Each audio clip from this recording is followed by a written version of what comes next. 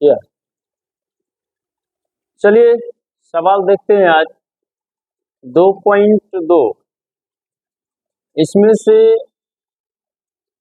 एक दो question exam के लिए महत्वपूर्ण। इस तरह का क्वेश्चन आता है कि कहता है शून्य ज्ञात करिए और उनके संबंध की जांच।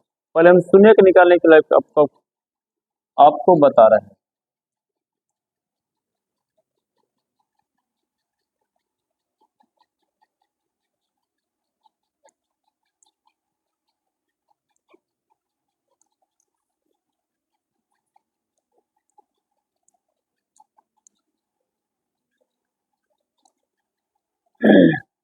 सबसे पहले हम इनको गुणनखंड विधि से इसका शून्य का निकालेंगे।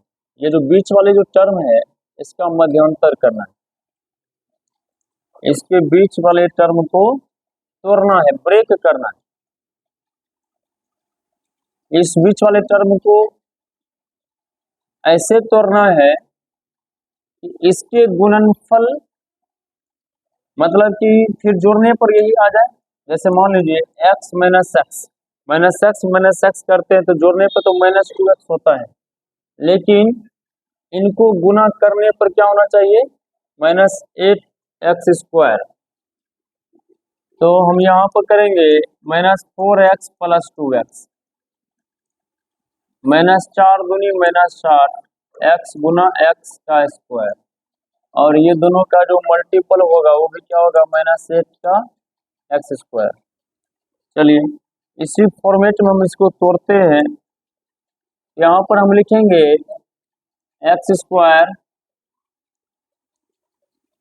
-4x + 2x - 8 = 0। x² - 4x + 2x - 8 = 0। अब यहाँ पर कुछ कॉमन आएगा, कुछ कॉमन लेते हैं। जैसे x कॉमन लेते हैं, दोनों में x कॉमन आ रहा है, x इसमें भी और x इसमें भी। x कॉमन लेते हैं तो x² में से x निकल जाएगी, एक तो पावर कमेगा, क्या बचेगा, x बचेगा। फिर -4x में x कॉमन ले लेंगे तो x कट जाएगा, -4 आ जाएगा। फिर प्लस, अब इसमें से 2 कॉमन ले लेते हैं, 2x में यदि हम 2 कॉमन लेंगे तो ये 2 कटेगा, x बचेगा। फिर -8 में हम 2 कॉमन लेते हैं, कॉमन लेने का मतलब था से डिवाइड करना, 2 चौके 8 तो -4 = 0। अब ये टर्म और ये टर्म मेरा बराबर हो गया। ये दोनों टर्म यदि मेरा बराबर हो जाता है तब फिर एक टर्म को कॉमन ले लेते हैं। अब यहाँ पर बच गया आपका x, यहाँ पर बच गया +2 = 0। अब इनके बाद इसको =2 के बराबर करना है। यहाँ पर लिखेंगे इफ x - 4 = 0 या x + 2 = 0। अब इसे यदि हल करते हैं तो ये x - 4 = 0 होता है, देयरफॉर x = 4 हो जाता है, या इसी को अल्फा कहते हैं तो अल्फा = 4। और इनको सोल्व करेंगे तो x + 2 = 0, देयरफॉर x = -2 हो जाएगी, और यहाँ पे बीटा का वैल्यू हो गया -2। अब इस इक्वेशन से हम ABC चुन लेते हैं। a का मान 1 है, x² का गुणांक 1 है, और b का मान -2 है, और c का मान -8 है। तो हम ये दोनों के बीच का रिलेशन देखे थे, ये दोनों के बीच में 2 रिलेशन होता है। पहला होता है शून्यकों का योगफल, यानी अल्फा प्लस बीटा बराबर -b/a। अल्फा का वैल्यू हमने 4 निकाला, बीटा का दिया हुआ -2 निकाले। अब देखिए b का मान -2, a का मान 1। अब इनको सोल्व करेंगे तो दोनों तरफ का टर्म क्या हो गया, बराबर हो गया, इसीलिए पहला रिलेशन सत्यापित हुआ। और दूसरा रिलेशन में बताए थे अल्फा × बीटा बराबर c/a। अल्फा का वैल्यू 4, बीटा का वैल्यू -2, सी का वैल्यू -8, ए का वैल्यू 1। अब इनको यदि मल्टीप्लाई करेंगे तो दोनों तरफ क्या हो जाएगी, 16 हो जाएगी, है ना, इक्वल हो जाएगी।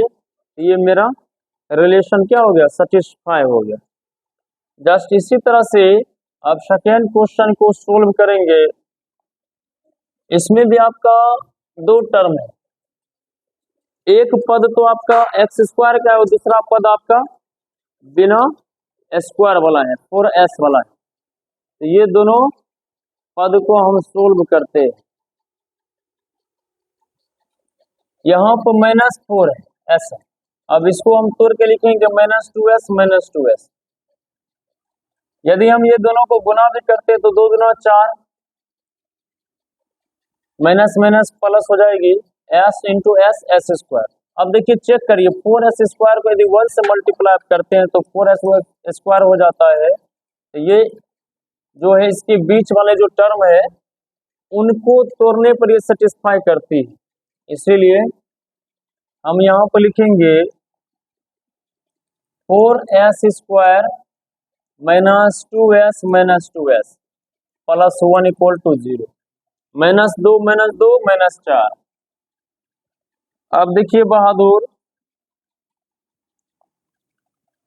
-2s यहाँ भी है, -2s इसमें भी कॉमन है, जो कि एग्जैक्ट रूप से दिख नहीं रहा है कॉमन, लेकिन कॉमन है। हम सोल्व करके आपको दिखा रहे हैं। 4s² में यदि हम 2s निकाल लेते हैं तो ये 1s एक पावर कमेगा, 2 दूना 4, तो 2s बचेगा। फिर अब यहाँ पे 2s और 1 में 1 कॉमन है। चलिए अब इसी कॉमन को लेके यहाँ पे चलेंगे तो 2s निकालेंगे 4s² में। 4s² में यदि हम 2s निकालते हैं क्या बचता है, 2s। अब यहाँ पे देखिए -2s में -2s हमने कॉमन ले लिया, तो यहाँ पर क्या बचेगा, माइनस में लेंगे तो प्लस बचेगा, यदि प्लस में लेते हैं तो माइनस में। यहाँ पे हमने प्लस में लिया इसलिए कॉमन क्या आएगा, -1 आएगा। अब ये दोनों टर्म में -1 कॉमन है, जैसे देखिए -25 है, -25 है, सॉरी -2s है, -2s में -1 कॉमन ले लेते हुए माइनस माइनस प्लस हो गया, यहाँ पे बच गया आपका 2s। अब +1 में से -1 कॉमन ले लेते हैं, +1 में से -1 कॉमन ले लेते हैं तो आपका बचता है -1 इक्वल टू 0। अब इनको सोल्व करेंगे, दोनों टर्म आपका बराबर हो चुका है, 2s -1। अब यहाँ पर बच गया आपका 2s, यहाँ पर बच गया -1 इक्वल टू 0। अब ये दोनों बराबर टर्म आ गया। अब हम इससे शून्य का मान निकालेंगे, दोनों को 0 के बराबर में भेजेंगे। यहाँ पर लिखेंगे इफ 2s -1 इक्वल टू 0 या 2s -1 equal to 0, therefore 2s equal to 1 या s इक्वल टू 1/2। यहाँ सल्फा का मान निकल गया, या इसको सोल्व करेंगे तो 2s इक्वल टू 1 या s इक्वल टू, यहाँ भी क्या हो गया आपका 1/2 ही निकला, दोनों तरफ s का वैल्यू सेम निकल गया, यानी अल्फा बराबर भी हाफ हो गया और बीटा बराबर भी हाफ हो गया। अब चलिए जांच करते हैं, पहला अल्फा प्लस बीटा। अब यहाँ से a का मान निकल गया है 4, b का मान -4, c का मान 1। अब यहाँ पे मान रखिए अल्फा का मान 1/2, बीटा का भी 1/2 माइनस b यानी -4, a का भी मान क्या आपका 4 ही। अब इनको सोल्व करते हैं भिन्न का, तो 1 + 1 कितना होता है, 2 होता है, यहाँ पे 4/4 हो जाएगा, ये कट के 1, और इनको भी सोल्व करेंगे तो ये भी हो जाएगा 2/2, ये भी कट के 1 हो जाएगा, 1 = 1। ये पहला रिलेशन सत्यापित हुआ। और दूसरा देखिए अल्फा इंटू बीटा बराबर c/a, अल्फा का मान 1/2, बीटा का भी 1/2 और c का मान क्या है 1 है और a का मान 4 है। अब इसको मल्टीप्लाई करेंगे तो 1 1 जा 1, 2 2 जा 4 और यहाँ पर 1/4, दोनों तरफ क्या हो गया, इक्वल हो गया, इसलिए भी रिलेशन सेटिस्फाई हो गया। अब इसी तरह से तीसरा सवाल है, इनको देखते हैं। इनको पहले सीधा कर लेते हैं। 6x² minus 7x minus 3 equal to 0। अब यहाँ पे पहले ये दोनों टर्म को एक जैसा करें, कुछ कॉमन, मतलब इस दोनों का मल्टीपल जो होगा 6 18x², ये बीच वाले टर्म को तोड़ने के बाद उसको खुद में मल्टीप्लाई करेंगे तो ये 18x² के बराबर होना चाहिए, तभी ये सेटिस्फाई करेगी। चलिए देखते हैं। 6x² माइनस, अब यहाँ पर देखिए माइनस 9x प्लस 2x करते हैं। माइनस 9 में 2 जोड़ेंगे तो माइनस 7 आएगी। अब 9 दूना 18, x गुना x, x का स्क्वायर, ये टर्म हो जाएगी। यहाँ पर लिखेंगे 6x² minus 9x plus 2x minus 3 equal to 0। अब इनको सोल्व करते हैं।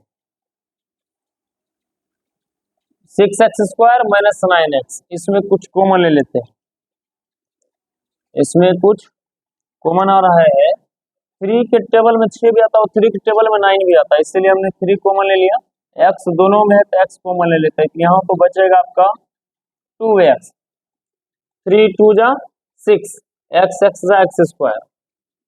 अब 3 निकाले हैं 9 से तो 3 बचेगा और x निकल ही गया, 3 3 जा 9, x इंटू 1x। फिर यहाँ से 1 कॉमन ले लेंगे तो 2x माइनस 3 इक्वल टू 0 आ जाएगी। अब यहाँ से ये टर्म और ये टर्म सेम हो गया, इसको कॉमन ले लीजिए, बचेगा 3x प्लस 1 इक्वल टू 0।